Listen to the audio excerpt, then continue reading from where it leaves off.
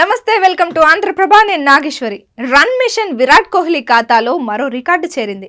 తన విధ్వంసకర బ్యాటింగ్ లో పరుగుల వరద పారిస్తున్నాడు. ఐపీఎల్లో అద్భుత ఫామ్ తో చెలరేగిపోతున్నాడు. ప్రత్యర్థులు ఎవరైనా తన బ్యాటింగ్ తో సమాధానం చెప్తున్నాడు.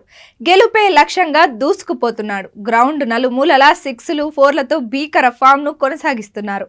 Royal Challengers Bengaluru star opener Virat Kohli Ahmedabad వేదికగా గుజరాత్ టైటన్స్ తో మ్యాచ్ లో ఫస్ట్ సెంచరీతో చెలరేగాడు. 201 పరుగుల భారీ లక్ష్య ఛేదనలో కింగ్ కోహ్లీ అద్భుతమైన ఇన్నింగ్స్ ఆడి అద్దరగొట్టాడు. 44 బాల్స్ లో 6 ఫోర్లు, 3 సిక్సర్లతో 70 రన్స్ చేసి ఆజేయంగా నిలిచాడు. కోహ్లీకి సపోర్టుగా నిలిచిన విల్ జాక్స్ మెరుపు శతకంతో చెలరేగాడు.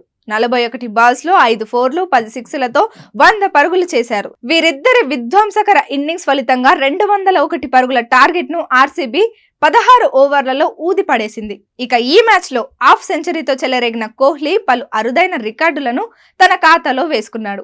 ఐపీఎల్లో రన్ చేజింగ్ లో అత్యధిక సార్లు 50+ స్కోర్లు సాధించిన రెండో ప్లేయర్ గా విరాట్ రికార్డుకెక్కాడు. ఐపీఎల్లో లక్ష్య ఛేదనలో కోహ్లీ ఇప్పటి వరకు 24 సార్లు 50కి పైగా రన్స్ చేశాడు. ఇంతకు ముందు ఈ record team India veteran opener Punjab Kings captain Shikhar Dhawan పేరిట ఉండేది.